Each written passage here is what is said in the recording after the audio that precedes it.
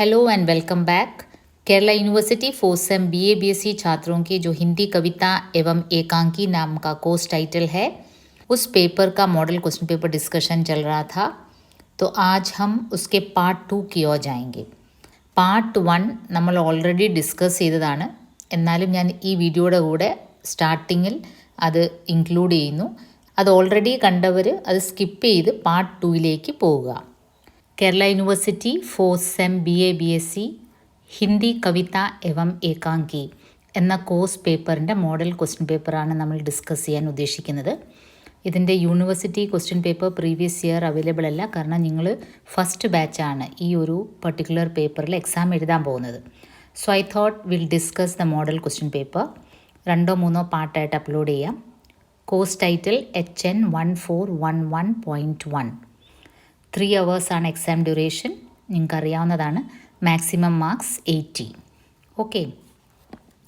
Fourth sem you had 2 text books in all. That is for Hindi കവിത you had Kavyadeepti and for ഏകാംഗി you had Saral Ekanki. കാവ്യദീപ്തിയിൽ 13 കവിതകളായിരുന്നു നിങ്ങൾ ആസ്വദിച്ചത്. സരൽ ഏകാംഗിയിൽ 4 എണ്ണവും. കാവ്യദീപ്തിയിൽ ഓൾമോസ്റ്റ് എല്ലാ പോയംസും ചാനലിൽ അപ്ലോഡഡ് ആണ്. ഏകാംഗിയും ഓൾമോസ്റ്റ് എല്ലാം അപ്ലോഡഡ് ആണ്. അപ്പോൾ ആദ്യം നിങ്ങൾ ടെക്സ്റ്റ് വായിക്കുക, ആ വീഡിയോസ് കാണുക, and then you come to this question paper discussion session. Okay. Part 1 you have 10 questions in all. No choice, you have to attend all the 10. एक या 2 वाक्य में उत्तर लिखिए. 1-2 സെൻറ്റൻസിൽ ഉത്തരം എഴുതേണ്ട ക്വസ്റ്റ്യൻസ് ആണ് 10 എണ്ണം. Each question carries 1 mark. That is 10 ക്വസ്റ്റ്യൻസിന് you will get 10 marks, 1 mark each. First question, Kabir Das കെ ഗുരു കോൺ ഥേ. കബീർ ദാസ് എന്ന പോയറ്റിനെ ബേസ് ചെയ്താണ് ആദ്യത്തെ ക്വസ്റ്റ്യൻ. നമ്മൾ വളരെ വിശദമായിട്ട് ഈ വീഡിയോയിൽ കബീർ ദാസിൻ്റെ എല്ലാം ദോഹകളും അദ്ദേഹത്തിൻ്റെ ഡീറ്റെയിൽസ്, ഇമ്പോർട്ടൻറ്റ് ഡീറ്റെയിൽസ് എല്ലാം ഡിസ്കസ് ചെയ്തതാണ്. അപ്പോൾ അതിൽ നമ്മൾ പറഞ്ഞിരുന്നില്ലേ, ഗുരു രാമാനന്ദാണ്. ഒന്നുകൂടെ ഷോർട്ടായിട്ട് വൈൻഡ് ചെയ്യാം. അദ്ദേഹം ഒരു സെയിൻ്റ് ആയിരുന്നു, സന്ത് ആയിരുന്നു, അതിലുപരി സമാജ് സുധാരക്കായിരുന്നു, സോഷ്യൽ റിഫോമർ ആയിരുന്നു, പിന്നെ നിർഗുൺ ഭക്തിധാരാ കവിയായിരുന്നു. അതെടുത്ത് ഓർത്തിരിക്കേണ്ട കാര്യമാണ്. പിന്നെ അദ്ദേഹത്തിൻ്റെ ഗുരു രാമാനന്ദ്, അദ്ദേഹത്തിൻ്റെ ലാംഗ്വേജ് എങ്ങനെയായിരുന്നു? ഭാഷ ഖിച്ചടി ഭാഷ അല്ലെങ്കിൽ സതുക്കടി ഭാഷയായിരുന്നു. ഖിച്ചടി ഭാഷ എന്ന് വെച്ചാൽ ഒരു അവിയൽ പരുവത്തിൽ പല ഭാഷകളുടെ ഒരു മിക്സ് ആയിരുന്നു അദ്ദേഹത്തിൻ്റെ ലാംഗ്വേജ്. എന്നിരുന്നാലും ഭാഷ ഖിച്ചടി ആയിരുന്നാലും ഭാഷാ പർ കബീർ കാ ജബർദസ്ത് അധികാർ ഥാ. He had proper command over language. അതുകൊണ്ടാണ് ഡോക്ടർ ഹസാരി പ്രസാദ് ദ്വിവേദി എന്ന ഹിന്ദിയിലെ വളരെ ഫേമസ് ക്രിട്ടിക് അദ്ദേഹത്തെ പറ്റി പറഞ്ഞത്, വേ വാണി കെ ഡിക്റ്റേറ്റർ ഹേ. കബീർ കി രചനയെ ബീജക്കിലാണ് കമ്പൈൽ ചെയ്തിരിക്കുന്നത്. ബീജക്ക് തന്നെ 3 ഡിവിഷൻസ് ഉണ്ട്, സാഖി, സബദ്, രമേനി. ഓക്കെ. നെക്സ്റ്റ് ക്വസ്റ്റ്യൻ, തുളസിദാസ് കിസ് കാവ്യശാഖ കെ കവി ഥേ. അപ്പോൾ തുളസിദാസിൻ്റെ കാവ്യശാഖ ചോദിക്കുമ്പം തുളസിദാസ് സഗുൺ കാവ്യധാര കെ കവി ഥേ. സഗുണിൽ തന്നെ 2 ഡിവിഷൻസ് ഉണ്ട്, രാംഭക്തി ശാഖയും കൃഷ്ണഭക്തി ശാഖയും. ഈ ഒരു ടേബിൾ, ഈ ഒരു പിക്ചർ നിങ്ങളുടെ മനസ്സിൽ ഓർത്തിരിക്കേണ്ടത് വളരെ അത്യാവശ്യമാണ്. അപ്പോൾ നിങ്ങൾക്ക് നിർഗുൺ ഭക്തിധാര, സഗുൺ ഭക്തിധാര, അതിൻ്റെ സബ് ഡിവിഷൻസ് മനസ്സിലാവും. ഇപ്പോൾ സഗുൺ ഭക്തിയിൽ തന്നെ കൃഷ്ണഭക്തും ഉണ്ടായിരുന്നു, രാം ഭക്ത് ഉണ്ടായിരുന്നു. കൃഷ്ണഭക്തിൽ നമ്മൾ സൂർദാസ് പഠിച്ചു, രാം ഭക്തിൽ നമ്മൾ തുളസിദാസ് പഠിച്ചു. തുളസിദാസിൻ്റെ ഏറ്റവും വലിയ മാസ്റ്റർ പീസ് എന്താണെന്ന് പറയുകയാണെങ്കിൽ രാംചരിതമാനസാണ്. രാംചരിതമാനസാണ് തുളസിദാസിനെ ഇത്രയധികം ഫേമസ് ആക്കിയത്. ഒരു ക്ലാസിക് കാവ്യമാണ് രാംചരിതമാനസ്. അതിൻ്റെ ഒരു ഇമ്പോർട്ടൻസ് ഒരു സെൻസിൽ എന്തായിരുന്നെന്ന് വെച്ചാൽ, രാമിനെ പറ്റിയുള്ള രാം കഥ പല രീതിയിൽ, വാൽമീകി രാമായണം, കുംഭരാമായണം, അങ്ങനെ പല രാമായണം അന്ന് അവൈലബിൾ ആയിരുന്നു. പക്ഷേ എല്ലാം സാൻസ്ക്രിറ്റ് ലാംഗ്വേജിലായിരുന്നു, ദേവഭാഷ സംസ്കൃതത്തിലായിരുന്നു. അപ്പോൾ സാമാന്യ ജനങ്ങൾക്ക് മനസ്സിലാവുന്ന അവധി ഭാഷയിൽ എഴുതിയ ഒരു കൃതിയാണ് രാംചരിതമാനസ്. ഈ രാംചരിതമാനസ് പബ്ലിഷ് ആയതിനു ശേഷമാണ് എല്ലാ ജനങ്ങൾക്കും രാമൻ്റെ കഥയായിട്ട് റിലേറ്റ് ചെയ്യാൻ പറ്റിയത്. അപ്പോൾ എല്ലാ സർവ്വസാധാരണമായ ജനങ്ങളും രാംചരിതമാനസ് വായിച്ച് സൂക്ഷിക്കാൻ തുടങ്ങി. രാംചരിതമാനസിൻ്റെ പോപ്പുലാരിറ്റി എത്രമാത്രമാണെന്ന് വെച്ചാൽ, ഈ ലോകത്ത് 24 മണിക്കൂറും എവിടെങ്കിലും ഏതെങ്കിലും പ്രദേശത്ത് ഹിന്ദി സംസാരിക്കപ്പെടുന്നു എന്ന് പറയാനുള്ള ഒരു കാരണം, നമ്മുടെ ഇന്ത്യയിൽ നിന്ന് വെളിയിൽ പോയ ഇന്ത്യൻസ് എല്ലാവരും അവരുടെ കൂടെ രാംചരിതമാനസ് കൊണ്ടുപോകും. അപ്പോൾ ഇന്ത്യയിൽ രാത്രിയാകുന്ന സമയത്ത് പോലും മറ്റ് സ്ഥലങ്ങളിൽ എവിടെങ്കിലും ആരെങ്കിലും രാംചരിതമാനസ് വായിക്കുന്നുണ്ടെന്നാണ് പറയുന്നത്. അത്രയ്ക്ക് പോപ്പുലറായിരുന്നു Ramcharitmanas. So you have to remember that. പിന്നെ വിനയപത്രിക അദ്ദേഹത്തിൻ്റെ ഒരു ഭക്തി ഭാവനയിൽ നിറഞ്ഞ ഒരു കാവ്യമാണ്. പിന്നെ കവിതാവലി, ഗീതാവലി, ദോഹാവലി, ഈ 3 പേരുകൾ സാമ്യമുണ്ട്, ഓർത്തിരിക്കാൻ എളുപ്പമാണ്. ഇപ്പോൾ തുളസിദാസ് राम भक्ति शाखा के कवि थे. रहीम का पूरा नाम लिखिए. റഹീമിൻ്റെ ഫുൾ നെയിം അബ്ദുർ റഹീം ഖാൻ എ ഖാനാന. ഈ ഖാൻ എ ഖാന നമ്മുടെ ഇന്ത്യയിലെ രാജ്പൂത്സിന് പകരമുള്ള മുസൽമാൻ പേരാണ് ഖാൻ. അപ്പം ഖാൻ എ ഖാന ഒരു പദവിയാണ്, ഒരു ടൈറ്റിലാണ് അദ്ദേഹത്തിന് കിട്ടിയത്. ഖാൻ എ ഖാന എന്ന് പറഞ്ഞാൽ അദ്ദേഹത്തിന് കിട്ടിയ ഒരു പദവിയാണ്. സൺ ഓഫ് രാജ എന്ന ഒരു സെൻസാണ് ഖാൻ എ ഖാന. तो रहीम का पूरा नाम क्या था? അബ്ദുർ റഹീം ഖാൻ എ ഖാന. റഹീമിനെ പറ്റി വളരെ വിശദമായിട്ട് ഈ പർട്ടിക്കുലർ വീഡിയോയിൽ ഞാൻ പറഞ്ഞിട്ടുണ്ട്. അക്ബറിൻ്റെ സേനാപതിയായിരുന്നു, ഒരു യോദ്ധാവ് കൂടിയായിരുന്നു റഹീം. പോയറ്റുമായിരുന്നു, അതുപോലെ തന്നെ വാളും പേനയും ഒരേപോലെ ഉപയോഗിക്കാൻ കഴിവുള്ളൊരു വ്യക്തിയായിരുന്നു റഹീം. വളരെ ദയാലുവായിരുന്നു. അദ്ദേഹത്തിന് 2 രചനകൾ ഓർത്തിരിക്കേണ്ടത് റഹീം ദോഹാവലി, ബർവൈ നായിക ഭേദ്, ഇതെല്ലാമാണ് അദ്ദേഹത്തിൻ്റെ ഓർത്തിരിക്കേണ്ട രചനകൾ. പിന്നെ ജ്യോതിഷിൽ, ആസ്ട്രോളജിയിൽ അദ്ദേഹം ഖേത്ത് കൗതുകം അങ്ങനെ ഒരു ഗ്രന്ഥം എഴുതിയിട്ടുണ്ട്. അപ്പോൾ അത് നിങ്ങളുടെ ഈ ഓതർ ഡിസ്ക്രിപ്ഷനിൽ കൊടുത്തിട്ടുള്ളത് കൊണ്ട് ഓർത്തിരിക്കുക. നെക്സ്റ്റ് ക്വസ്റ്റ്യൻ, പന്ത് ജി കോ കിസ് കാവ്യരചന പർ ജ്ഞാൻപീഠ് പുരസ്കാർ മില? പന്ത് എന്ന് പറയുമ്പോൾ സുമിത്രാനന്ദൻ പന്ത്, ഛായാവാദി കവി സുമിത്രാനന്ദൻ പന്തിന് ചിദംബര എന്ന കാവ്യസംഗ്രഹത്തിനാണ് ജ്ഞാൻപീഠ് പുരസ്കാരം നൽകിയത്. അദ്ദേഹത്തിന് തന്നെ ലോകായത്തൻ എന്ന് പറഞ്ഞൊരു മഹാകാവ്യമുണ്ട്, അത് ഓർത്തിരിക്കണം. അതിന് സാഹിത്യ അക്കാദമി പുരസ്കാരം ലഭിച്ചിട്ടുണ്ട്. ചിദംബരയ്ക്കാണ് അദ്ദേഹത്തിന് ജ്ഞാൻപീഠ് പുരസ്കാർ കിട്ടിയത്. പന്തിനെ പറ്റി പറയുമ്പോൾ പ്രകൃതി കെ സുകുമാർ കവി എന്നറിയപ്പെടുന്ന ഒരു കവിയാണ് സുമിത്രാനന്ദൻ പന്ത്. പിന്നെ ഛായാവാദി കാവ്യധാര അല്ലെങ്കിൽ ഇംഗ്ലീഷ് ലിറ്ററേച്ചറിലെ റൊമാൻറ്റിസിസം, അതിൻ്റെ ഒരു വകഭേദമാണ് ഹിന്ദിയിൽ ഛായാവാദ്. അപ്പോൾ അത് ഓർത്തിരിക്കണം. ഒരു ഛായാവാദി കവിയായിരുന്നു സുമിത്രാനന്ദൻ പന്ത്. ചിദംബര के लिए उन्हें ज्ञानपीठ पुरस्कार से सम्मानित किया गया. ഭിക്ഷുക് കിസ് കാവ്യ സംഗ്രഹ സെ ലിയാ ഗയാ ഹെ? ഭിക്ഷുക് എന്ന കവിത സൂര്യകാന്ത് ത്രിപാഠി നിരാലാജിയുടെ 1921 പബ്ലിഷ് ചെയ്ത അപര എന്ന കാവ്യസംഗ്രഹത്തിലാണ് ഭിക്ഷുക്ക് ഇൻക്ലൂഡ് ചെയ്തിരിക്കുന്നത്. ഓക്കെ, സോ സൂര്യകാന്ത് ത്രിപാഠി നിരാലായും പറയുകയാണെങ്കിൽ ഛായാവാദി കവിയായിരുന്നു. ഇപ്പോൾ സുമിത്രാനന്ദൻ പന്തും സൂര്യകാന്ത് ത്രിപാഠി നിരാല രണ്ടുപേരും ഛായാവാദി പോയറ്റ്സ് ആയിരുന്നു, അത് ഓർത്തിരിക്കണം. नेक्स्ट क्वेश्चन इज़ फ्रॉम सरल एकांकी. 10 मिनट एकांकी के लेखक कौन है? 10 मिनट एकांकी के लेखक हैं डॉक्टर रामकुमार वर्मा. ഏകാങ്കി പഠിക്കുമ്പോൾ ആ സരൽ ഏകാങ്കിയിലെ ഈ 4 ഏകാങ്കി ഒരുമിച്ചിട്ട വീഡിയോയിൽ ഞാൻ ഏകാങ്കിയുടെ ഇൻട്രോസ് പറഞ്ഞിട്ടുണ്ട്. ഏകാങ്കിയുടെ തത്വം, അതിൻ്റെ ഇമ്പോർട്ടൻറ്റ് കാര്യങ്ങൾ പറഞ്ഞിട്ടുണ്ട്. അത് നിങ്ങൾ തീർച്ചയായിട്ടും നോക്കുക. പിന്നെ അതിൽ വിട്ടുപോയ ഒരു കാര്യം ഇപ്പോൾ ഇവിടെ പറയാം. ഡോക്ടർ രാംകുമാർ വർമ്മ ഏകാങ്കി കെ ജനക് കെ രൂപ് മേ ആയേ, അങ്ങനെ ഒരു വാക്ക് പറയുന്നുണ്ട് അവർ. അപ്പോൾ അത് ഓർത്തിരിക്കുക. അപ്പോൾ അതൊന്ന് ഓർത്ത് വെക്കുക. രജനി ദേവി കിസ് ഏകാങ്കി കാ പാത്ര ഹെ? രജനി ദേവി സ്വദേശ് ദീപക് എഴുതിയ ഷാദി കി ബാത്ത് എന്ന ഏകാങ്കിയിലെ ക്യാരക്ടറാണ്. അവർ ചക്കോരിയുടെ അമ്മയാണ്. ഇപ്പം ചാന്താണ് പെണ്ണ് കാണാൻ വരുന്നത്. ചാന്തിൻ്റെ അച്ഛൻ പ്രഭാചന്ദ്ര കൂടെ ഉണ്ട്. അവസാനം ആ ഏകാങ്കിയിലെ എൻഡിൽ പ്രഭാചന്ദ്രവും ഈ രജനി ദേവിയും തമ്മിലുള്ള വിവാഹമാണ് ഉറപ്പിക്കുന്നത്. ഓർമ്മ കാണൂല്ലോ നിങ്ങൾക്ക്. 8th क्वेश्चन, ममता कालिया का पहला उपन्यास कौन सा है? ममता कालिया का पहला उपन्यास बेघर എന്ന നോവലാണ് മമത കാലിയയുടെ first novel. 9th question, Pawan Karan का प्रथम काव्य संग्रह कौन सा है? इस तरह मैं, അതാണ് പവൻ കരൻ്റെ പ്രഥം കാവ്യസംഗ്രഹ. പിന്നെ അദ്ദേഹത്തിൻ്റെ സ്ത്രീ മേരെ ഭീതർ, അസ്പതാൽ കെ ബാഹർ ടെലിഫോൺ, കഹനാ നഹീ ആത്താ, ഇതെല്ലാം പവൻ കരൻ്റെ കാവ്യ സംഗ്രഹമാണ്. 10th and last question, Ram കി യാത്ര കിസ്കി രചന ഹെ? രാം കി യാത്ര നമ്മുടെ അരവിന്ദാക്ഷൻ സാറിൻ്റെ രചനയാണ്. ആക്ച്വലി ഈ ആൻസർ കണ്ടുപിടിക്കാൻ ഞാൻ തന്നെ വളരെ ബുദ്ധിമുട്ടി.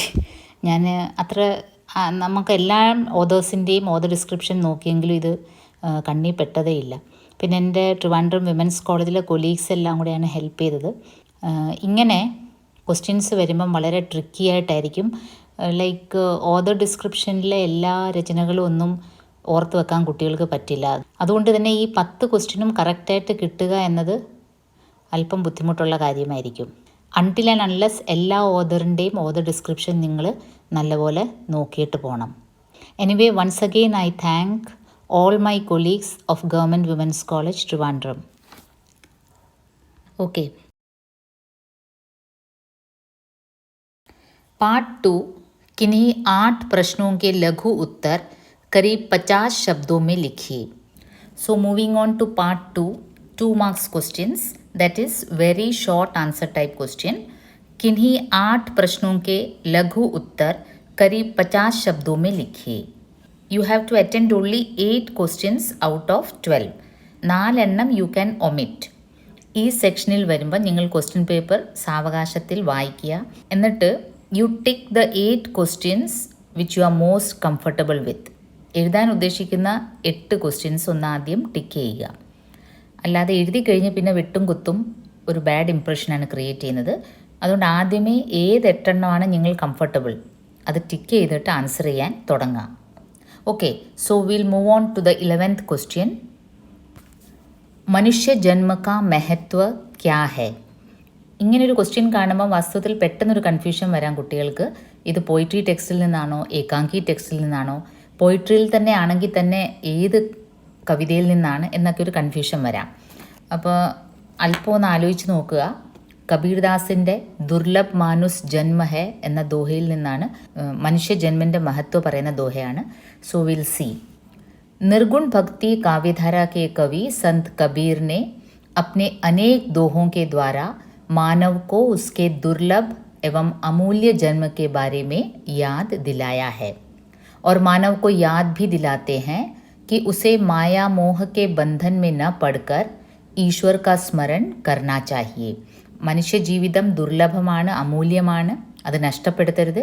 അത് മായാമോഹക്കെ ബന്ധന്മേ പടുക്കർ, സമ്പത്തും ഐശ്വര്യവും യൗവനവും അതിൻ്റെയൊക്കെ പുറകെ പോകാതെ ഈശ്വരനെ സ്മരിച്ച് ജീവിക്കണം. കാരണം മനുഷ്യ ജീവൻ വളരെ അമൂല്യമാണ്. ജैसे कि इस दोहे में वे कहते हैं, दुर्लभ मानुष जन्म है होई न बारंबार, पाका फल जो गिरी परा बहुरी न लागे डार. ദോഹ മെമ്മറൈസ് ചെയ്യുന്നത് വളരെ നല്ലതാണ്. ദോഹ മെമ്മറൈസ് ചെയ്തിട്ടുണ്ടെങ്കിൽ അത് ആൻസർ ഷീറ്റിൽ എഴുതുന്നത് വളരെ നല്ലൊരു ഇംപ്രഷൻ ക്രിയേറ്റ് ചെയ്യും. പിന്നെ ഇല്ലെങ്കിലും കുഴപ്പമില്ല. പിന്നെ ഒരു കാര്യം കൂടെ, ഒരു ടിപ്പ് കൂടെ പറയാം. ചിലപ്പോൾ ഈ ക്വസ്റ്റ്യൻ പേപ്പറിൻ്റെ ബാക്കി പോർഷനിൽ ഈ ദോഹ വേറെ ഏതെങ്കിലും ഒരു ക്വസ്റ്റ്യനായിട്ടും വന്നിരിക്കാം. അപ്പോൾ അങ്ങനെ നിങ്ങളൊന്ന് ഓടിച്ച് നോക്കണം. നിങ്ങൾ എഴുതാൻ ഉദ്ദേശിക്കുന്ന ദോഹ ക്വസ്റ്റ്യൻ പേപ്പറിൽ വേറെ ഏതെങ്കിലും പാർട്ടിൽ അവർ മെൻഷൻ ചെയ്തിട്ടുണ്ടെങ്കിൽ അത് നിങ്ങൾക്ക് നോക്കി എഴുതാവുന്നതാണ്. നല്ലൊരു ഇംപ്രഷനാണ് ക്രിയേറ്റ് ചെയ്യുന്നത്. मानव जीवन अत्यंत ही दुर्लभ है. यह मानव जीवन बार बार प्राप्त नहीं होता है.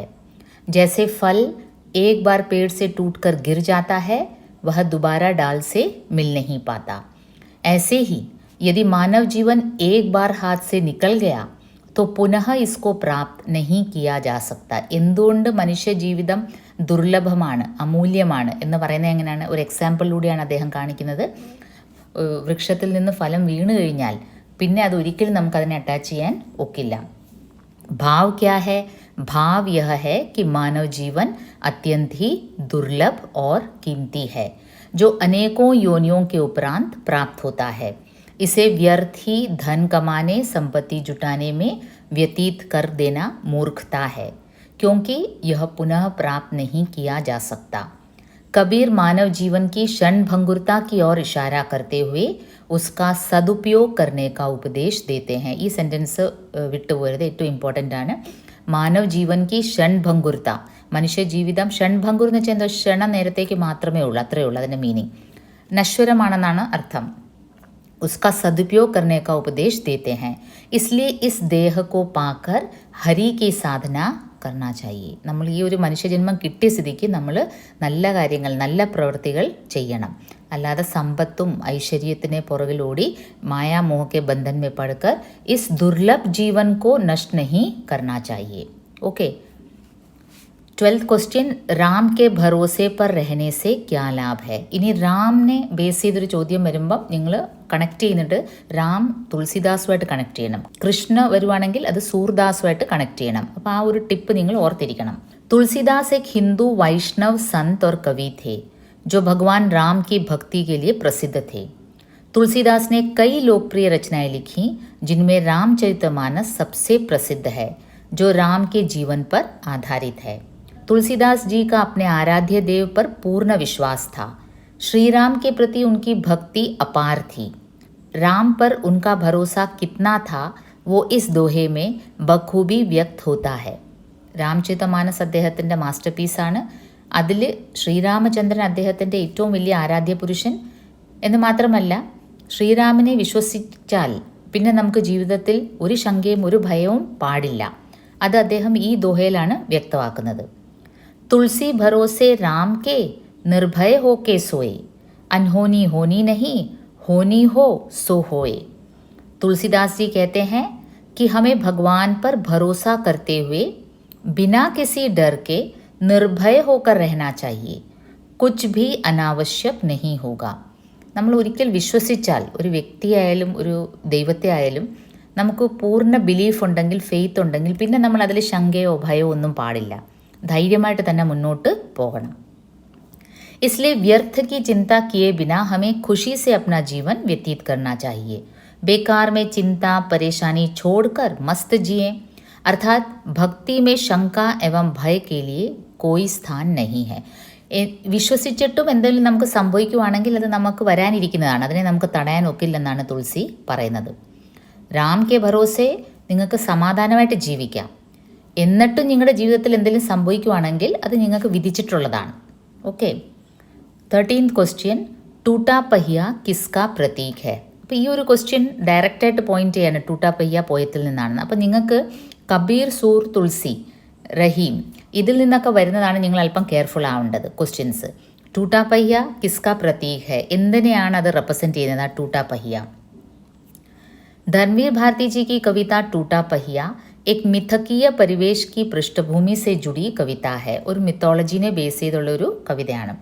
महाभारत कथा को आधार बनाकर रची गई यह कविता उनके काव्य संग्रह 7 गीत वर्ष में संकलित है.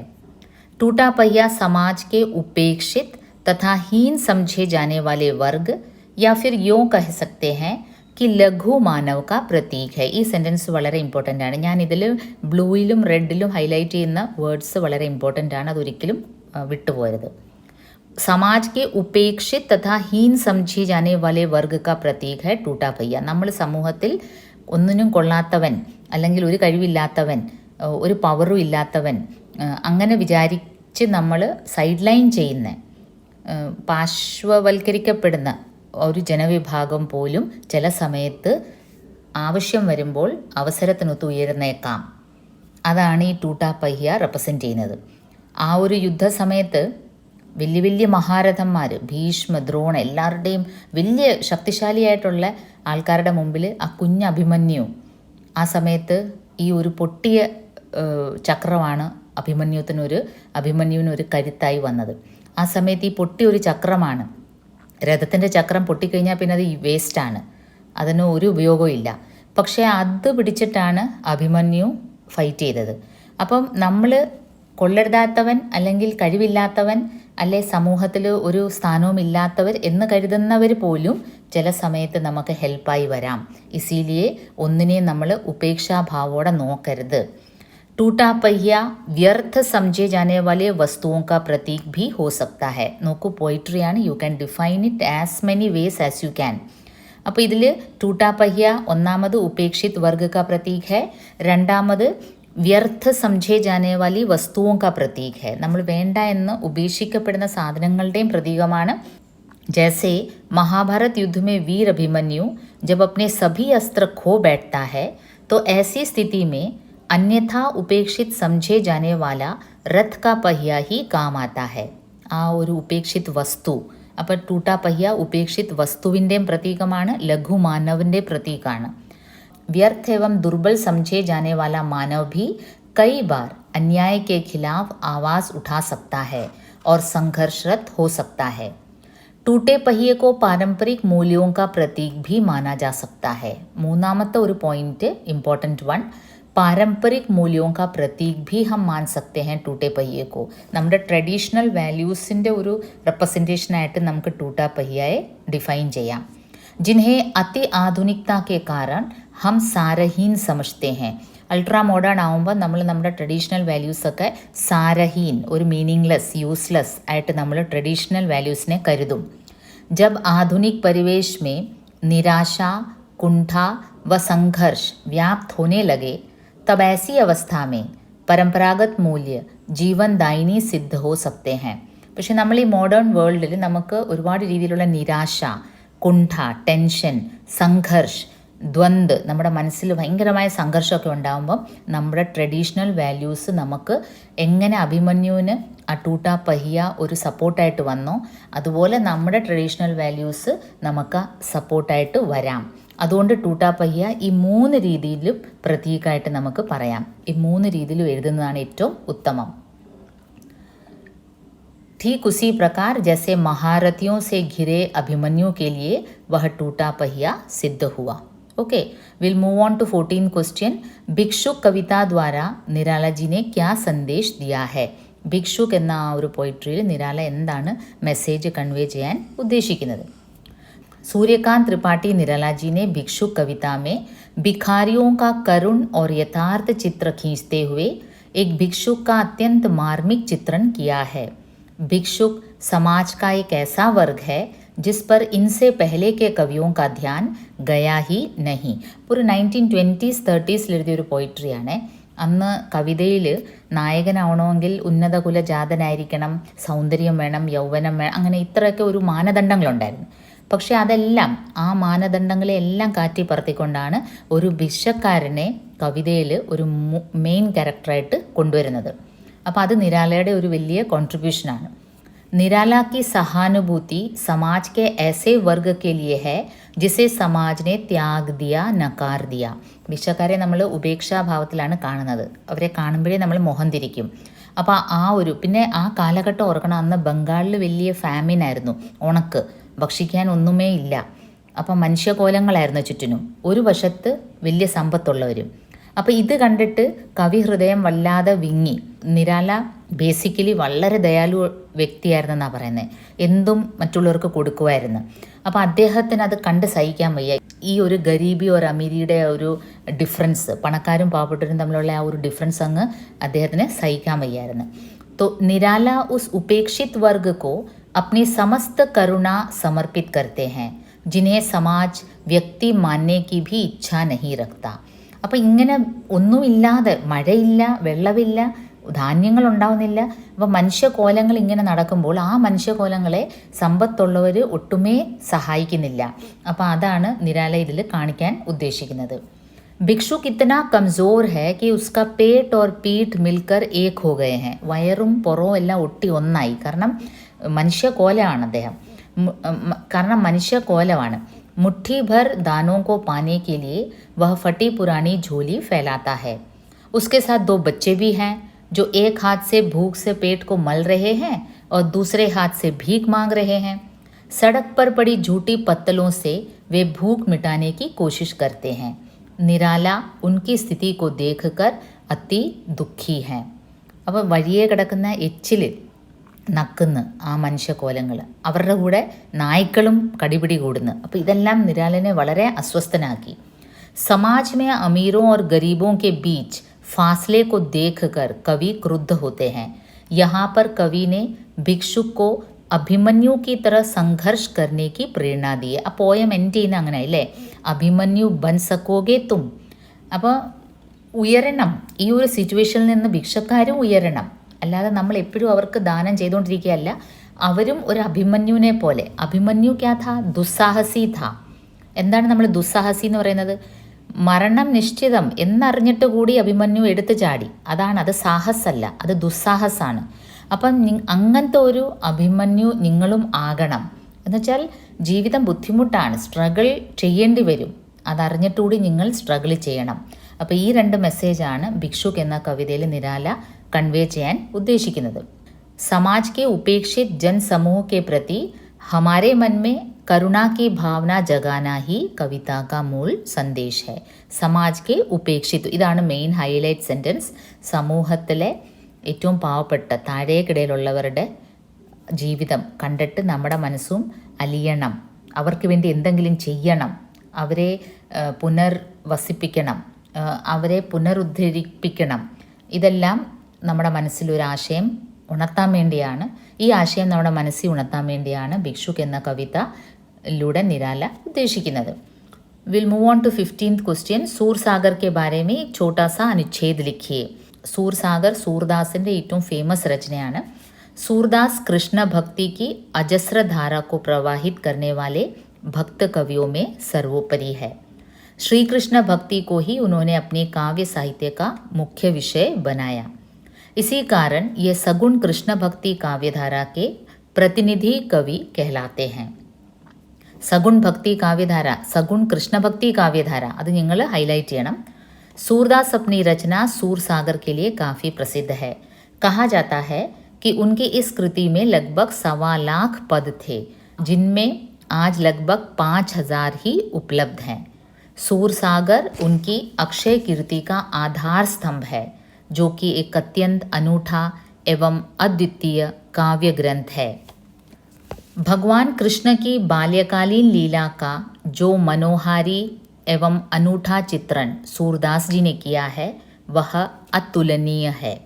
इसी प्रकार उनके बाल्य जीवन संबंधी ऐसे अनेकों प्रसंगों का वर्णन सूरसागर से प्राप्त होता है, जो मन को छू जाता है और पाठक को भाव विभोर कर देता है. श्री कृष्ण एवं राधा के पावन प्रेम को भी सूरदास जी ने बड़े ही प्रभावशाली ढंग से चित्रित किया है. श्रृंगार का जो अद्भुत चित्रण सूरदास जी ने अपनी रचनाओं में किया है वह अद्वितीय है. അപ്പോൾ സൂർദാസിൻ്റെ രചനകളുടെ വിശേഷതകളെല്ലാം പറയുന്നുണ്ട്. ഇത് ആക്ച്വലി 2 മാർക്ക് ക്വസ്റ്റ്യന് ഇത്രയും വലിയത് എഴുതേണ്ട ആവശ്യമില്ല. പക്ഷേ ഞാനിപ്പോൾ ഇതിൽ തരുന്നത് 4 മാർക്ക് ക്വസ്റ്റ്യൻ സൂർദാസിനെ ചോദിച്ചാൽ നിങ്ങൾക്കിത് എഴുതാൻ പറ്റും. 2 മാർക്സിൽ ഇതിൻ്റെ കുറച്ച് കാര്യങ്ങൾ സൂർസാഗറും പിന്നെ അദ്ദേഹം സഗുൺ കൃഷ്ണഭക്തി കാവ്യധാര കവിയായിരുന്നതൊക്കെ ഹൈലൈറ്റ് മാത്രം എഴുതിയാൽ മതി. ഇനി ഒരു അപ്ലോഡിങ്ങിന് ഒരുപക്ഷെ അതിന് മുമ്പേ നിങ്ങളുടെ എക്സാം വരികയാണെങ്കിൽ, അപ്പോൾ എനിക്ക് 4 മാർക്ക് ക്വസ്റ്റ്യൻസ് അപ്ലോഡ് ചെയ്യാൻ സമയം കിട്ടിയില്ലെങ്കിൽ അല്ലെങ്കിൽ സാഹചര്യം കിട്ടിയില്ലെങ്കിൽ അതുകൊണ്ട് ഞാൻ ഇച്ചിരി വൈഡായിട്ട് തരുന്നതേ ഉള്ളൂ, അത് ഓർത്ത് വെക്കുക. श्रृंगार का जो अद्भुत चित्रण सूरदास जी ने अपनी रचनाओं में किया है वह अद्वितीय है. सूरदास के काव्य में वात्सल्य, करुणा, शांत एवं श्रृंगार आदि रसों का प्रयोग बहुलता से देखने को मिलता है. अपने काव्य में मानव जीवन के विभिन्न अनुभूतिपूर्ण रंगों का प्रयोग जिस अनूठे एवं प्रभावशाली ढंग से सूर ने किया है वह विरला ही कोई कर सकता है. सूरदास जी के समस्त पद गेय हैं. ഈ ഒരു സെൻറ്റൻസ് മറക്കരുത്, വളരെ ഹൈലൈറ്റ് ആണ്. गेय पदाണ്. गेय मीन्स दैट कैन बी संग, പാടാൻ പറ്റുന്നത്. और साथ ही साथ संगीतात्मकता भी जो उनकी संगीत शास्त्र के प्रति बोध की पुष्टि करते हैं. അദ്ദേഹം ഒരു ഗായക കവിയായിരുന്നു നമ്മൾ പറഞ്ഞിട്ടുണ്ട്. सूरदास का संपूर्ण जीवन भगवान श्री कृष्ण के प्रति समर्पित था. दूसरे शब्दों में यदि हम उन्हें पूर्णतया कृष्णमय कहें तो अतिशयोक्ति नहीं होगी. പൂർണ്ണമായിട്ടും ഒരു കൃഷ്ണമയ ഭക്തായിരുന്നു. പിന്നെ അദ്ദേഹത്തിൻ്റെ പദങ്ങൾ ഗേയായിരുന്നു. അദ്ദേഹത്തിൻ്റെ സംഗീതത്തിലുള്ള കഴിവാണ് അതിൽ കാണിക്കുന്നത്. പിന്നെ സൂർസാഗർ 1.25 लाख से भी अधिक पद थे, അതിലിപ്പം 5000ഓളവേ അവൈലബിൾ ആയിട്ടുള്ളൂ. പിന്നെ അദ്ദേഹം സഗുൺ കൃഷ്ണഭക്തി കാവ്യധാര കെ കവി हैं. ഇത്രയാണ് ഹൈലൈറ്റ്. भगवान श्री कृष्ण के अनन्य उपासक और ब्रजभाषा के श्रेष्ठ कवि सूरदास हिंदी साहित्य के सूर्य माने जाते हैं.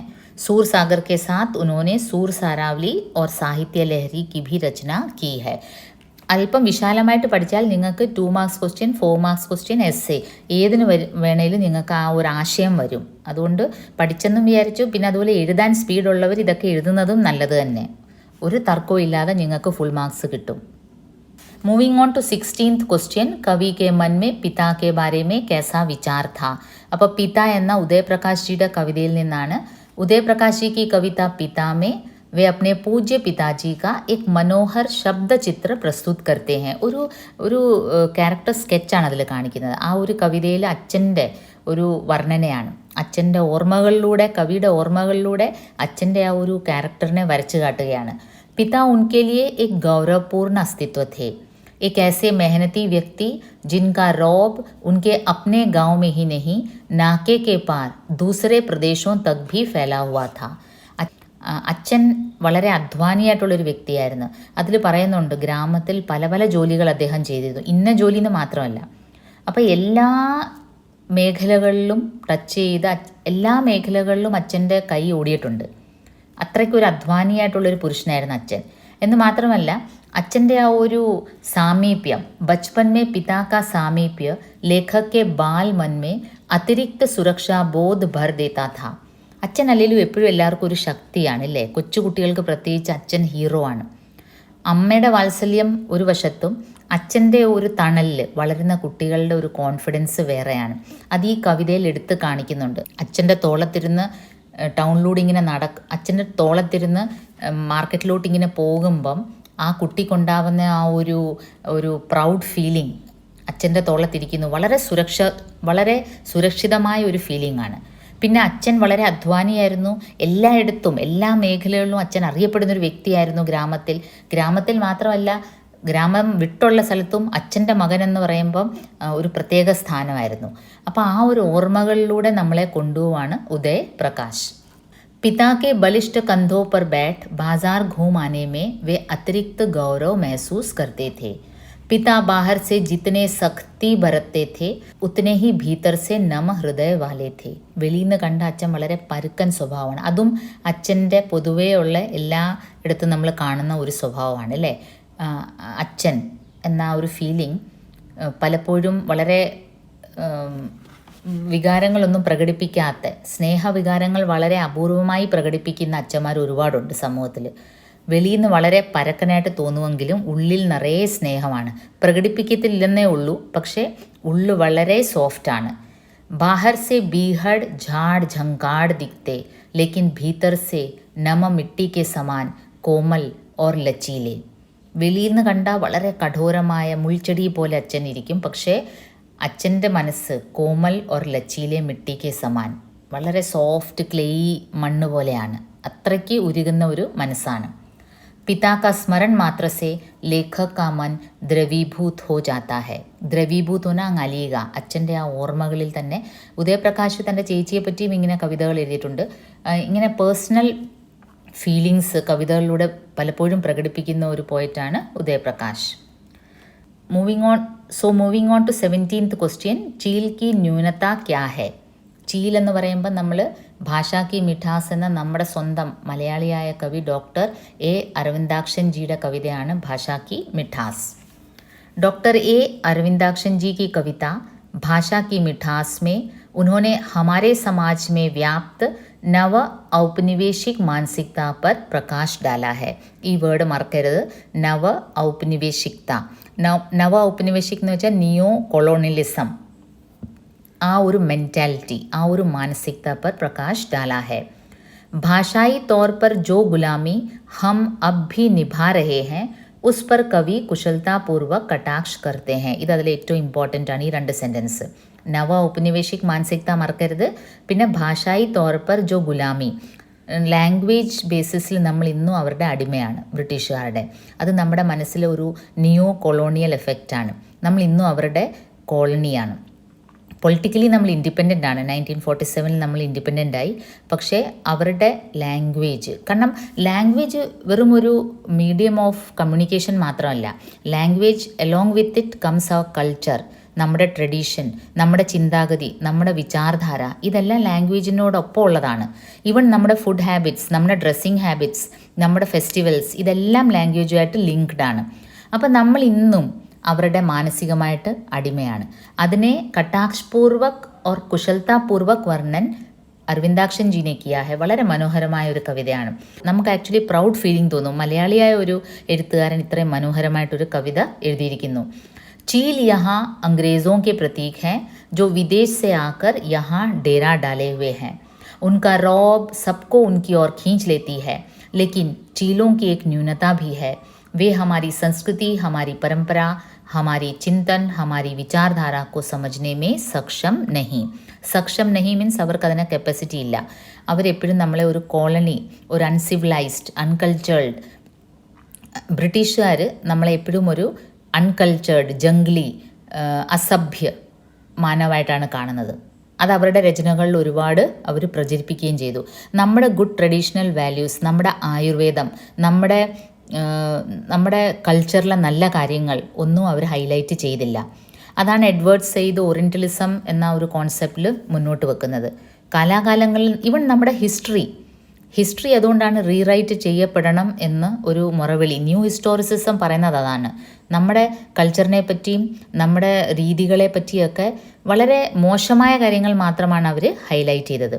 അപ്പോൾ ഇവിടെ അത് ചീൽ കി ന്യൂനത ക്യാ ഹെ, ചീലോं की भाषा में मिठास नहीं, हमारी मिट्टी की गंध भी नहीं. നമ്മുടെ മണ്ണിൻ്റെ മണം അവർ അറിയുന്നില്ല. फलस्वरूप चीलों की आवाज़ हमारे बच्चों को हीनता बोध से भर देती है. അതുകൊണ്ട് തന്നെ ഈ ചീലുകളുടെ സൗണ്ട് എന്ന് വെച്ചാൽ ഇംഗ്ലീഷ് സംസാരിക്കുന്ന കേൾക്കുമ്പോൾ ഉൻകെ ഭാഷാമേ ഏക് റോബ് ഹേ, ഒരു നമ്മൾ അതിലോട്ടങ്ങ് വളരെ ഇൻഫീരിയർ കോംപ്ലക്സ് ഫീൽ ചെയ്ത് നമ്മുടെ കുട്ടികൾ ഇങ്ങനെ വായും പൊളന്ന് ഇംഗ്ലീഷ് ധനാധൻ പറയുന്ന കേൾക്കുമ്പോൾ നമ്മുടെ കുട്ടികൾ ഇങ്ങനെ നോക്കി നിൽക്കും. അത് നമ്മുടെ കുട്ടികളുടെ മനസ്സിലൊരു ഇൻഫീരിയോറിറ്റി കോംപ്ലക്സ് ആണ് ക്രിയേറ്റ് ചെയ്യുന്നത്. और चीलों की मौजूदगी में न ही हमारे बच्चे बुलंद स्वर में कुछ कह सकते, न ही चीलों के स्वर से फूल वनस्पति खुशी से झूम उठते हैं. നമ്മുടെ ഈ ഇംഗ്ലീഷ് ധനാധൻ കേൾക്കുന്ന, അപ്പം നമ്മുടെ ഗ്രാമത്തിലെ ഇംഗ്ലീഷ് അറിയാൻ വയ്യാത്ത പക്ഷേ നല്ല കോൺസെപ്റ്റ്സ് ഉള്ള കുട്ടികൾ അവരവരുടെ ആവാസ് ബുലന്തായിട്ട് പറയാൻ പറ്റത്തില്ല. കാരണം അവർക്ക് ഇംഗ്ലീഷിൽ കമ്മ്യൂണിക്കേറ്റ് ചെയ്യാൻ പറ്റുന്നില്ല. അതുകൊണ്ട് അവരുടെ കോൺസെപ്റ്റ്സ് പോലും അവരുടെ നല്ല ക്രിയേറ്റിവിറ്റി പോലും അങ്ങ് മിണ്ടാതാകുന്നു. तो इसीलिए लेखक कहते हैं, तो इसीलिए कवि कहते हैं कि चीलों की मौजूदगी में हमारे बच्चों के स्वर बुलंद नहीं हो पाते और हमारी फूल वनस्पति भी खुशी से झूम नहीं उठती. നമ്മുടെ ഫെസ്റ്റിവിറ്റീസ്, നമ്മുടെ കളേഴ്സ്, നമ്മുടെ പ്രകൃതിയുടെ മനോഹാരിത അതുപോലും എഫക്റ്റഡ് ആണ് ഈ ഇംഗ്ലീഷ് കൾച്ചറിൻ്റെ ഒരു വരവോടുകൂടി. കാരണം along with it came industrialisation. അപ്പം മാക്സിമം പ്രകൃതിയെ ചൂഷണം ചെയ്യുന്ന രീതിയിലുള്ള ഇൻഡസ്ട്രിയലൈസേഷനായിരുന്നു വന്നത്. അപ്പം നമ്മുടെ ഒരു പ്രകൃതിയായിട്ട് സമരസഭാവത്തിൽ ജീവിക്കുന്ന ഒരു കൾച്ചർ തന്നെ അങ്ങ് മാറിമറിഞ്ഞ്. കാരണം വികാസ് മാത്രമാണ് ഏകമാത്ര ലക്ഷ്യം, പ്രകൃതി അല്ലെങ്കിൽ പ്രോഗ്രസ് അത് മാത്രമാണ് വൺ ആൻഡ് ഒൺലി ലക്ഷ്യം എന്ന് നമുക്കൊരു ചിന്താഗതി വന്നു. യഹി ചീലോं की न्यूनता है. सबसे बड़ी न्यूनता तो यही है कि चीलों को तो एक न एक दिन जाना ही है. അവർ ഒരിക്കലും നമ്മുടെ ഈ കൾച്ചറുമായിട്ട് മെർജ് ആവത്തില്ല, ഒരു ദിവസം അല്ലെങ്കിൽ മറ്റു ദിവസം. അപ്പോൾ ശശി തരൂർ തൻ്റെ രചനകളിൽ ഈ മുഗൾ എംപയറും ബ്രിട്ടീഷുകാരും തമ്മിലുള്ളൊരു വ്യത്യാസം മെയിനായിട്ട് പറയുന്ന ഇതാണ്. മുഗൾ എംപറേഴ്സ് ഇവിടെ വന്ന് സെറ്റിലായി നമ്മുടെ റിസോഴ്സസ് ഉപയോഗിച്ച് ഇവിടെ തന്നെ അത് ഇൻവെസ്റ്റ് ചെയ്തു. പക്ഷേ ബ്രിട്ടീഷേഴ്സ് ദേ ലൂട്ടഡ് അവർ റിസോഴ്സസ്, അവർ ലൂട്ട് ചെയ്ത് കൊണ്ടുപോയി. അതാണ് ആ ഡിഫറൻസ്. तो यही चीलों की न्यूनता है. Moving on to 18th question, एकांकी के कितने तत्व हैं और कौन से हैं? एकांकी क्या है? एक अंक का दृश्य काव्य है जिसमें एक ही कथा और कुछ ही पात्र होते हैं. വളരെ സെലക്റ്റഡ് ക്യാരക്ടേഴ്സും കുറച്ച് ലിമിറ്റഡ് കഥയും. उसमें एक विशेष उद्देश्य की अभिव्यक्ति करते हुए केवल एक ही प्रभाव की पुष्टि सृष्टि की जाती है. कम से कम समय में अधिक से अधिक प्रभाव एकांकी का लक्ष्य होता है. एकांकी के 6 तत्व होते हैं: कथावस्तु, पात्र और चरित्र चित्रण, अंतर्द्वंद, संकलन त्रय, കഥോപകഥൻ യാ സംവാദ്, ഭാഷ, ശൈലി. ഇതെല്ലാം ഞാൻ ആ സരൾ ഏകാംകിയുടെ ഇൻട്രോയിൽ പറഞ്ഞിട്ടുണ്ട് വിശദമായിട്ട്. 19th question, Shaadi Ki Baat ഏകാംക്കി K പാത്രോं का परिचय दीजिए. അപ്പോൾ ഈ ഒരു ക്വസ്റ്റ്യൻ നമുക്കൊരു ഇൻഡിക്കേഷനായിട്ട് എടുക്കാം. എല്ലാ ഏകാംകിയുടെയും പാത്ര പരിചയം ഇതേപോലെ ചോദിക്കാൻ പറ്റും അല്ലേ? ഷാദി കി ബാത്, ജാൻ സെ പ്യാരെ, ഛോട്ടി മച്ച്ലി, ബഡി മച്ച്ലി, 10 മിനിറ്റ്. നമ്മൾ പഠിച്ച എല്ലാ ഏകാംകിയുടെയും ക്യാരക്ടറിൻ്റെ പേര് ഇങ്ങനെ ചോദിക്കാൻ സാധ്യതയുണ്ട്. ഒരു ക്വസ്റ്റ്യൻ അങ്ങനെ വരാം. അത് വളരെ എളുപ്പം സ്കോർ ചെയ്യാൻ പറ്റിയ ഒരു ക്വസ്റ്റ്യനാണ്. അതുകൊണ്ട് ഓർത്ത് വെക്കുക. स्वदेश दीपक जी की हास्य व्यंग्य प्रधान एकांकी में कुल 5 पात्र हैं. 5 कैरेक्टर्स ആണ് അതിലുള്ളത്. चांद नामक 20 वर्ष का युवक है जो अपने 45 साल के पिता प्रभात चंद्र के साथ लड़की देखने चकोरी के घर आता है. चकोरी की आयु 16 साल की है और घर में उसकी 35 साल की माँ रजनी देवी है और चमेली नामक नौकरानी भी है जिसकी उम्र 17 साल की है. इस एकांकी में समाज में प्रचलित लड़की देखने की रस्म का मजाक उड़ाया गया है और जहाँ लड़के वाले इस तरह लड़की देखने आते हैं മാനോ ബാസാർ സെ കോയി ചീസ് ഖരീദനെ ആയേ ഹോ. ക്യാരക്ടേഴ്സിൻ്റെ പേര് മാത്രമാണ് ചോദിച്ചിരിക്കുന്നത്. എന്നിരുന്നാലും നിങ്ങൾക്കൊരു 1-2 സെൻറ്റൻസ് ആ ഏകാംഗിയെ പറ്റി അറിയാവുന്ന എഴുതുന്നത് എപ്പോഴും ഒരു പോസിറ്റീവ് ഇൻഫ്ലുവൻസ് ആണ്. അപ്പോൾ സമൂഹത്തിൽ പെണ്ണുകാണൽ ചടങ്ങിനെ കളിയാക്കുന്ന ഒരു രീതിയാണ് പയ്യൻ എത്ര കൊള്ളരുതാത്തവനാണെങ്കിലും ജോലിയില്ല പഠിത്തമില്ലെങ്കിലും കാണുന്ന പെൺകുട്ടിയിൽ എല്ലാ സ്വഭാവ ഗുണങ്ങളും വേണം എന്നുള്ള ഒരു പൊതു മെൻറ്റാലിറ്റി നമ്മുടെ സമൂഹത്തിലുണ്ട്. പെണ്ണിന് ഇത്ര ഹൈറ്റ് വേണം, ഇത്ര നിറം വേണം, പെണ്ണിന് പാടാൻ അറിഞ്ഞിരിക്കണം, പാചകം അറിഞ്ഞിരിക്കണം, പഠിത്തം വേണം, സമ്പത്ത് വേണം.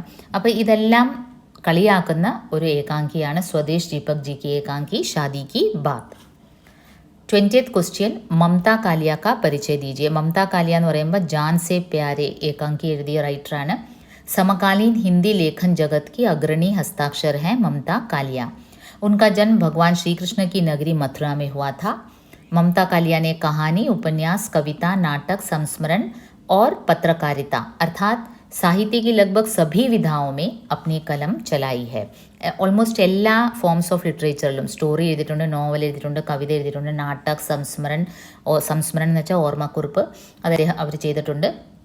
उन्होंने अपने लेखन में रोज़मर्रा के संघर्ष में युद्धरत स्त्री का व्यक्तित्व उभारा है. ഡെയിലി സ്ട്രഗിൾ ചെയ്യുന്ന സ്ത്രീ ജീവിതമാണ് അവരുടെ കഥകളിൽ മെയിനായിട്ട് ഹൈലൈറ്റ്. और वह न केवल महिलाओं से जुड़े सवाल उठाती हैं बल्कि उन्होंने उनके उत्तर देने की भी कोशिश की है. പ്രോബ്ലംസ് എന്താണ്, ഇഷ്യൂസ് എന്താണ് സ്ത്രീകൾ ഫേസ് ചെയ്യുന്നത് എന്ന് ഹൈലൈറ്റ് ചെയ്യുക മാത്രമല്ല അതിന് സൊല്യൂഷൻസും അവരുടെ രചനകളിൽ അവർ പലപ്പോഴും പറയുന്നുണ്ട്. ममता कालिया जी अपनी रचनाओं और नवीन साहित्यिक प्रयोग के कारण बहुचर्चित और विख्यात साहित्यकार हैं. आपने अपनी रचनाओं में समाज के उन पहलुओं को दर्शाया है जो अब तक अछूते थे. फिर उनके ഉപന്യാസിൻ്റെ പേരുകളും കഹാനി സംഗ്രഹവും നാടകത്തിൻ്റെ പേരുകളും മെൻഷൻ ചെയ്തിട്ടുണ്ട്. അപ്പം നിങ്ങൾക്ക് ഞാൻ നേരത്തെ പറഞ്ഞ് ഇതിൽ 8 മാത്രം എഴുതിയാൽ മതി. അപ്പം നിങ്ങൾ ആദ്യമേ വട്ടമിട്ട് വെക്കുക നിങ്ങൾ ഏതാണ് എഴുതാൻ ഉദ്ദേശിക്കുന്നത്. ഇങ്ങനത്തെ ഓദർ ഡിസ്ക്രിപ്ഷനൊക്കെ നിങ്ങൾക്ക് ഒരുപക്ഷെ ബുദ്ധിമുട്ടായിട്ട് തോന്നും. അപ്പോൾ അത് ആദ്യമേ അങ്ങ് സ്ട്രൈക്ക് ഔട്ട് ചെയ്യുക. ക്വസ്റ്റ്യൻ, കോക്രോച്ച് കോ വിചിത്ര ജീവ് ക്യോ कहते हैं. ഈ ക്വസ്റ്റ്യനൊക്കെ പെട്ടെന്ന് നമുക്ക് ഓർമ്മ വരുന്നതാണ് അല്ലേ. ജാൻ സെ പ്യാരെ എന്ന ഏകാംഗിയിൽ കോക്രോച്ച് ആണ് അവർ ഒരു പരീക്ഷണ വസ്തുവായിട്ട് ഉപയോഗിക്കുന്നത്. ममता कालिया जी की एकांकी जान से प्यारे में डॉक्टर कौशिक अपनी प्रयोगशाला में कॉकरोच पर प्रयोग करते हैं. वे एक ऐसे कॉम्पाउंड ढूंढ निकालते हैं जिसके डालने पर मृत जीव भी जी उठे. कॉकरोच की एक खासियत होती है कि आप उसे कितना भी मारे, चाहे झाड़ू से मारे, पैर से कुचलें, लेकिन कुछ देर बाद दौड़ती हुई नजर आएगी. അപ്പോൾ കോക്രോച്ച് എന്താണ് ഒരു വിചിത്ര ജീവായിട്ട് അറിയപ്പെടുന്നത്. നമ്മളതിനെ അടിച്ചാലും ചവിട്ടിയാലും എന്തൊക്കെ വെച്ച് അടിച്ചാലും നമുക്ക് തോന്നും അതിങ്ങനെ ചത്ത പോലെ കിടക്കുന്നത്, പക്ഷേ അത് പിന്നെ ഓടുന്നേം കാണാം. കോക്രോച്ച് को इसलिए एक विचित्र जीव कहा जाता है. झट से इस नतीजे पर पहुंचना कठिन है कि वो सच में मरा भी है या नहीं. ശരിക്കും നമുക്കൊരു പെട്ടെന്നൊരു കൺക്ലൂഷനിൽ എത്താൻ ഒക്കില്ല അത് ചത്തോ ഇല്ലയോ എന്നുള്ളത്. അതുകൊണ്ടാണ് കോക്രോച്ച് को एक विचित्र जीव कहते हैं. लास्ट क्वेश्चन, 22nd क्वेश्चन, छोटी मछली बड़ी मछली ഏകാംഗി का संदेश क्या है. തേജ്പാൽ ചൗധരിയുടെ ഒരു ഏകാംഗിയാണ് छोटी मछली बड़ी मछली. तेजपाल चौधरी की एक हास्य व्यंग प्रधान एकांकी है छोटी मछली बड़ी मछली. हमारे समाज में रिश्ते जब तय होते हैं, लड़की के पिता की संपत्ति पर नज़र डालकर जितनी अधिक धन दौलत वाले हो उतनी बड़ी जाल फैलाए लड़के वाले बैठते हैं ताकि बड़ी मछली फंसे. വിവാഹം ഉറപ്പിക്കുമ്പോൾ പെൺകൂട്ടർക്ക് എത്രമാത്രം സ്വത്തുണ്ടോ അത് നോക്കി വലിയ ഒരു ഇരയെ പിടിക്കാൻ വേണ്ടി വലിയ ഒരു ഇരയെ കാത്ത് ഇരിക്കുന്ന പോലെയാണ് ആൺകൂട്ടർ. लेकिन कई बार इसका ठीक उल्टा हो जाता है. बड़ी मछली के बदले मगरमच्छ ही फंस जाता है. लेकिन कई बार क्या होता है, इसका ठीक उल्टा हो जाता है. പല പ്രാവശ്യവും ഇവരുടെ ഈ പദ്ധതികളെല്ലാം അട്ടിമറിച്ചു പോകും. പല പ്രാവശ്യവും എന്ത് സംഭവിക്കും, ഇവർ പ്രതീക്ഷിക്കുന്ന പോലെ ഒന്നും കാര്യങ്ങൾ നടക്കത്തില്ല. ബഡി മച്ച്ലി പ്രതീക്ഷിച്ചിരിക്കും, വലിയ മീനിനെ പിടിക്കാനിരിക്കും, പക്ഷേ അതിന് നേരെ ഓപ്പോസിറ്റ് ആയിരിക്കും സംഭവിക്കുന്നത്. दो व्यक्तियों के वैवाहिक रिश्ते में माता पिता की धन संपत्ति से ज़्यादा उन दोनों के विचारों में मेल है या नहीं, यह देखा जाना चाहिए. ഇപ്പം ഈ ഏകാംകിയുടെ സന്ദേശം എന്തുവാണ്? രണ്ടുപേരുടെ വിവാഹം ഉറപ്പിക്കുമ്പോൾ അവർ രണ്ടുപേരും തമ്മിൽ മാനസിക പൊരുത്തം ഉണ്ടോ എന്നാണ് ആദ്യം നോക്കേണ്ടത്. യഹി ഇസ് ഏകാംകി കാ സന്ദേശ് ഹെ. യഹി ഇസ് ഏകാംകി കാ സന്ദേശ് ഹെ. അപ്പോൾ ആ ചെറുക്കനും പെണ്ണും അവർ തമ്മിലുള്ള ഒരു വിചാരധാര, അവരുടെ ചിന്താഗതി, അവരുടെ ആശയങ്ങൾ, അതിനെല്ലാം പൊരുത്തം ഉണ്ടോ എന്നാണ് ആദ്യം നോക്കേണ്ടത്. അപ്പോൾ അതിനെ വളരെ ഹാസ്യ വ്യംഗ്യാത്മക രൂപത്തിൽ അവതരിപ്പിച്ചിരിക്കുന്നതാണ് ഈ ഏകാംകിയിൽ തേജ്പാൽ ചൗധരി ചെയ്തിരിക്കുന്നത്. ഓക്കെ, ഇങ്ങനത്തെ ക്വസ്റ്റ്യൻസ് ചാപ്റ്റർ ഏതാണെങ്കിലും ഹൈലൈറ്റ് ചെയ്യാൻ പറ്റുന്ന ക്വസ്റ്റ്യൻസ് നിങ്ങൾ ആദ്യമേ ടിക്കറ്റ് വെക്കുക, വീഡിയോസ് പൂർണ്ണമായിട്ട് കാണുക, ധൈര്യമായിട്ട് പരീക്ഷ എഴുതുക. ഹിന്ദി എക്സാം ഒരിക്കലും ചതിക്കില്ല. നിങ്ങൾ എഴുതുക. You write whatever you know, right neatly. പിന്നെ ഏറ്റവും ഇമ്പോർട്ടൻറ്റ് കാര്യം, ക്വസ്റ്റ്യൻ നമ്പർ കറക്റ്റായിട്ട് മാർക്ക് ചെയ്യുക. പലപ്പോഴും ആൻസർ പേപ്പറിൽ നമ്മൾ വാല്യൂ ചെയ്യുമ്പം കാണുന്നത് ക്വസ്റ്റ്യൻ നമ്പർ പോലും കുട്ടികൾ കറക്റ്റായിട്ട് എഴുതത്തില്ല. സോ റൈറ്റ് നീറ്റ്ലി, അറിയാവുന്നതൊക്കെ എഴുതുക, कॉन्फिडेंट ആയിട്ട് എഴുതുക, കൂളായിട്ട് എഴുതുക. मस्त रहिए, जुड़े रहिए. हम कोशिश करेंगे इसके पार्ट 3 को भी शीघ्र ही अपलोड करने की.